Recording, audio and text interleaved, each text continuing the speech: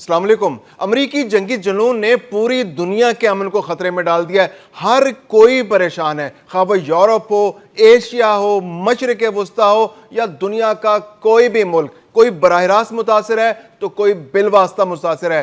कहीं जंग जारी है और कहीं महंगाई ने तूफान बर्पा कर रखा है। यूरोप तो इतना ज़्यादा परेशान था जब अमेरिका ने ऐलान किया कि वो ईरानी तहजीब तबाह करने जा रहे हैं कि यूरोप के जो बहुत से ममालिक हैं उन्होंने मुज़म्मती बयान तैयार कर लिए। जर्मनी ने, बरतानिया ने, फ्रांस ने बयान तैयार करके रख लिए। वो तो खुदा का शुक्र है कि डोनाल्ड ट्रंप ने हमले का जो इरादा था वो मुलतवी कर दिया। आम तासुर यही था कि एटमी हमला होने जा रहा है। दूसरी जानिब अमेरिका के अंदर भी जो महंगाई का तूफान आया है, जो बेचैनी है, करारदादें पेश हो रही हैं डोनाल्ड ट्रंप के खिलाफ। सेनेट में करारदाद मंजूर हो चुकी है कि डोनाल्ड ट्रंप को ईरान जंग के हवाले से जो इख्तियारात हैं उसके उनको महदूद किया जाए। ईवान नुमाइंदगान में आज पेश होनी थी करारदाद, लेकिन वो किसी वजह से मौखर हो गई और अब वो जून के आगाज़ में पेश की जाएगी। लेकिन इरादे क्लियर हैं, सब लोग क्लियर हैं कि ये अब रोकना पड़ेगा, क्योंकि अमेरिका का भी बेतहाशा नुकसान इस सब के अंदर हो चुका है। जो कांग्रेस है वो चिल्ला रही है, वो परेशान है कि ये किस जंग में हम अपने आप को धकेल चुके हैं, जो ना हमारी जंग थी, ना हमारा इससे लेना था, ना देना था। हम इसराइल के हाथों में खेलते हुए इस जंग का ईंधन बन चुके हैं और अब तक हमारे 42 से ज़्यादा तैयारे तबाह हो चुके हैं। 42 तैयारे, जंगी तैयारे, और वो भी दुनिया की सबसे बड़ी सुपर पावर अमेरिका के, जो दुनिया की सबसे बड़ी, जिसकी दिफा की सलाहियत है, असला साजी के अंदर सबसे बड़ी सनत रखने वाला मुल्क है। दुनिया में बड़ी धाक है उसके तैयारे दुनिया के बेहतरीन तैयारे माने जाते हैं। F-35, F-15, F-16, इसके अलावा उसके ड्रोन तैयारे, हवा के अंदर ईंधन फराहम करने वाले तैयारे।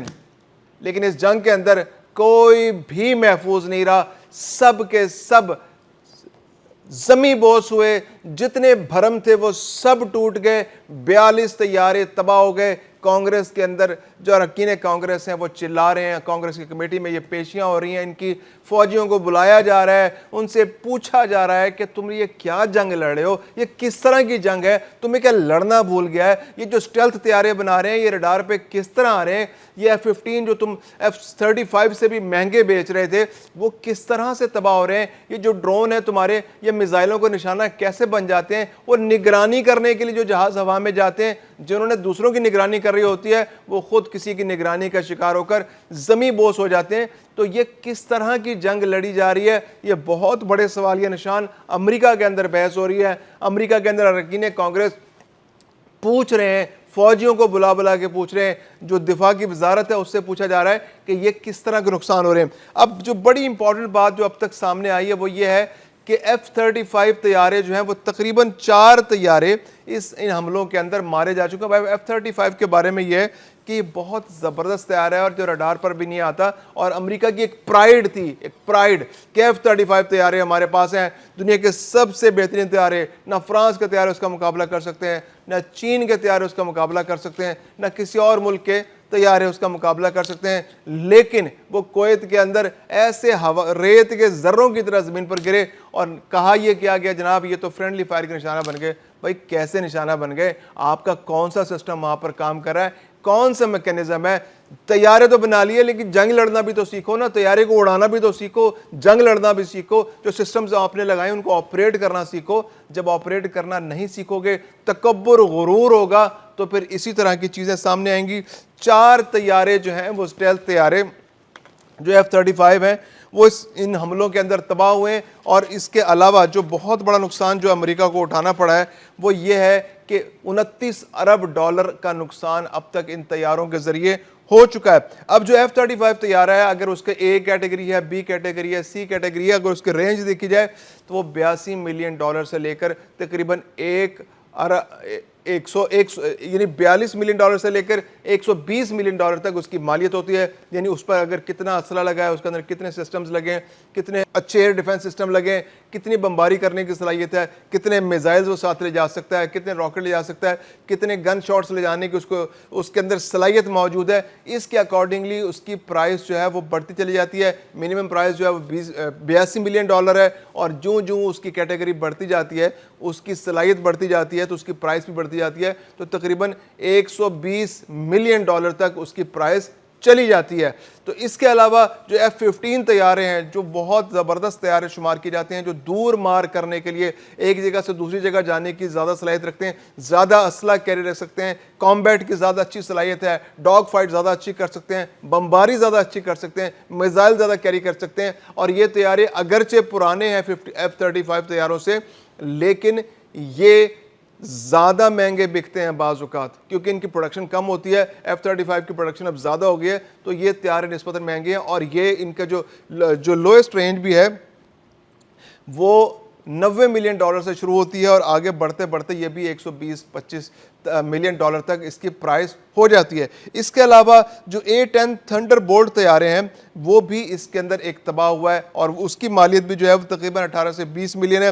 جو KC-135 اسٹریٹو ٹینکرز ہیں، یعنی یہ وہ ٹینکرز ہیں جو تیل لے جانے کی صلاحیت رکھتے ہیں، جو ہوا کے اندر اگر ایک طیارہ ہے، امریکہ کے اندر بہت سارے طیارے ایسے ہیں کہ آپ اگر وہ جہاز ہوا میں رہنا چاہتا ہے، وہ لینڈ نہیں کرنا چاہتا، کامبیٹ چل رہا ہے، وہ ہوا کے اندر رہتے ہوئے جو بھی کارروائیاں کرنا چاہ رہا ہے اور زمین پر لینڈ نہیں کرنا چاہ رہا تو اس کا فیول ختم ہو جاتا ہے، تو اس کو ہوا کے اندر ری فیول کیا جا سکتا ہے۔ ایسے بہت سے طیارے موجود ہوتے ہیں جو فیول لے کر ہوا میں جاتے ہیں، اور وہ فیول جو ہے وہ اڑتے ہوئے کیفیت میں فائٹر پائلٹ بھی اڑا، جہاز بھی اڑا ہوتا ہے، اور یہ جہاز بھی اڑا ہوتا ہے، اور ایک پائپ کے ذریعے اس کے ٹینک کو فل کر دی جاتا ہے فائٹر طیارے کے۔ تو یہ بہت سارے طیارے جو متحدہ عرب امارات میں اور مختلف جو خلیجی ممالک کے ان کے رن ویز پر کھڑے کھڑے تباہ کر دیے، اور وہاں پر ایرانی میزائلوں نے ان کو تباہ کر دیا، ملیاں میٹ کر دیا۔ اس کے علاوہ جو A-3 سینیٹری یہ ایک طیارہ ہے جو نگرانی کرنے کا طیارہ ہے۔ نگرانی اس کی ذمہ داری تھی کہ یہ فضاؤں کے اندر موجود رہے گا اور نگرانی کرے گا کہ کون کون سے دشمن جو ایران ہے وہ کس طرح سے آپریٹ کر رہا ہے، وہ کہاں کہاں سے اس کی ایکٹیویٹی ہو رہی ہے، کہاں کہاں اس کی فضائی ایکٹیو ہے، کہاں کہاں اس کی میزائل آ رہے ہیں، کہاں کہاں سے اس کے بحریہ اس کی آپریٹ کر رہی ہے۔ تو یہ نگرانی کرنے والا طیارہ خود ایران کی جو ہے میزائلوں کا نشانہ بن گیا، دوسروں کو بچانے والا طیارہ خود ہی نشانہ بن گیا، تو یہ بہت بڑا نقصان ہوا۔ اس کے علاوہ جو ڈرونز تھے وہ بہت سارے مارے گئے ہیں، گرائے گئے ہیں۔ MQ-9 ریپڈ ڈرون جو ہے یہ بڑا قیمتی ڈرون تھا، یہ $30 سے $35 ملین کا ایک ڈرون تھا، اور یہ بھی اس جنگ کے اندر مارے جا چکے ہیں، گرا دیے گئے۔ AQ-4C9 ٹرائنن نگرانی کرنے والے یہ ڈرون تھے، اس کی مالیت 130 سے لے کے $200 ملین تک ان کی مالیت تھی، اور یہ بھی مار گرائے گئے۔ تو امریکہ کا بہت بڑا نقصان اس جنگ کے اندر ہو چکا ہے۔ $29 ارب تو کانگریس کو انہوں نے بتا دیے ہیں کہ ہمارا یہ طیارے گرنے سے ہوا ہے نقصان، یہ جو گرے ہیں، جو ان کے میزائلوں کے نشانہ بنے ہیں، جو ایران کے میزائلوں کے نشانہ بن کے گر گئے۔ اس کے علاوہ کتنے ہیں جو یہ نہیں بتا رہے، کتنا نقصان ہے جو یہ چھپا رہے ہیں، اب تک اپنی گورنمنٹ کو نہیں بتا رہے۔ پھر اس کے علاوہ کتنے آپریشنل ایکسپینسز ہیں جو ان کے ہو چکے ہیں، کتنا ہی نقصان ہو چکا ہے۔ بحری بیڑے کا تو ذکر ہی، جو USS ابراہیم لنکن جو ہے وہ کسی کام کے نہیں رہا، وہ کسی اسکریپ کی دکان پہ کھڑا ہوا ہے، اور وہاں پر اس کو کباڑ کے بھاؤ بیچنے کی کوشش کی جا رہی ہے، لوہے کا بھاؤ اس کا لگ رہا ہوگا۔ وہ جو USS جیرالڈ ہے وہ بھی یہاں سے نکل چکا ہے، بھاگ چکا ہے، وہ بہانے ڈھونڈ رہا ہے کہ اس کو واپس جنگ میں نہ آنا پڑے، کیونکہ اس کے اندر بھی بہت زیادہ نقصان امریکہ کو اٹھانا پڑا ہے، اور وہاں پر بھی نقصانات کافی شدید ہیں، اور اس کے بارے میں بھی یہی اطلاعات ہیں کہ وہ شاید دوبارہ آپریشنل نہ ہو سکے۔ امریکہ کا بھرم ٹوٹا ہے، اس جنگ نے امریکہ کا بھرم توڑا ہے کہ وہ دنیا کی بڑی سپر پاور ہے، اس کے پاس بڑے بڑے اسلحے ہیں، بڑا گولہ بارود اس کے پاس ہے، تو وہ بھرم اب ختم ہوتا جا رہا ہے۔ پھر اس کے علاوہ یہ کہ ایران جس پر کارپیٹ بمباری کی گئی، اس کی انسٹالیشنز کو تباہ کیا گیا، اس کے ایٹمی ریکٹرز پر حملے کیے گئے، اس کے مختلف جو ان کے لیڈرز تھے، جو ان کے سپریم کمانڈر تھے، ان کو نشانہ بنایا گیا، آرمی چیف کو نشانہ بنایا گیا، پاسداران انقلاب کی لیڈرشپ کو نشانہ بنایا گیا، ان کے سائنسدانوں کو نشانہ بنایا گیا، ان کی دفاعی تنصیبات کو نشانہ بنایا گیا، ان کے جہازوں کو نشانہ بنایا گیا۔ اس سب کے باوجود ایران دوبارہ سے اپنی دفاعی صلاحیت کو پاؤں پر کھڑا کرنے میں کامیاب ہو چکا ہے۔ 6 ہفتے کی جنگ میں بہت نقصان ہوا ایران کا، اس میں چھپانے کی بات نہیں، نہ ایران نے چھپایا، لیکن جو سب سے امپورٹنٹ بات ہے وہ یہ ہے کہ ایران نے دوبارہ سے جہاں پر ان کا دفاعی سامان پیدا ہوتا تھا، دفاعی پیداوار کے جو کارخانے تھے، ان کو دوبارہ سے آپریشن کر لیا ہے۔ جو سب سے امپورٹنٹ ان کی چیز تھی، ان کی جو میزائل ٹیکنالوجی تھی، جو ڈرون بنانے کی ٹیکنالوجی ان کے پاس ہے، وہ دونوں انتہائی آپریشنل ہیں۔ جتنا نقصان، کیونکہ جب جنگ ہوتی ہے بہت زیادہ میزائلز استعمال ہوتے ہیں، اور میزائل استعمال کیا کہ ایران کے پاس کوئی آپشن نہیں تھا. ایران کی سرحد تو کسی ایسے ملک سے نہیں ملتی تھی جس سے اس کی جنگ ہو رہی ہے. اسرائیل اس کا مین ٹارگٹ تھا, امریکی جہازوں کو ٹارگٹ کرنا تھا. پھر امریکی انسٹالیشنز جو خلیجی ممالک کے اندر ہیں, جو ان کی تنصیبات ہیں امریکہ کی, جو پورٹس تھے, جو فلیٹ کھڑے تھے, ان کو نقصان پہنچانا. تو اس کے لیے تمام کے لیے ایران کو میزائلز کی ضرورت تھی. ایران کی فضائیہ تو اتنی مضبوط نہیں کیونکہ دنیا سے اس کو جہاز نہیں مل رہے تھے پابندیوں کی وجہ سے, نہ اس کے پاس کوئی ایسی پروڈکشن کا سسٹم ہے کہ وہ اپنے ہوائی جہاز بنا سکے, جنگی جہاز. تو اس کے بعد جو بنانے کی چیز تھی, اس نے ڈرونز بنائے, بہترین دنیا کے ڈرونز بنائے. خرم شہر جو شاہد ڈرون ہے اس کے, تو یہ شاید میزائل ہے. یہ اس طرح سے ان کے جو ڈرونز تھے, ان کے جو میزائلز تھے, انہوں نے بہت تباہی امریکہ کے لیے مچائی, جن میں پہلے ذکر کیا کہ 29 ارب ڈالر کا تو صرف جنگی جہازوں کی صورت میں نقصان ہو چکا ہے. بیری بیڑے اور باقی انسٹالیشنز کا ذکر تو علیحدہ سے ہے.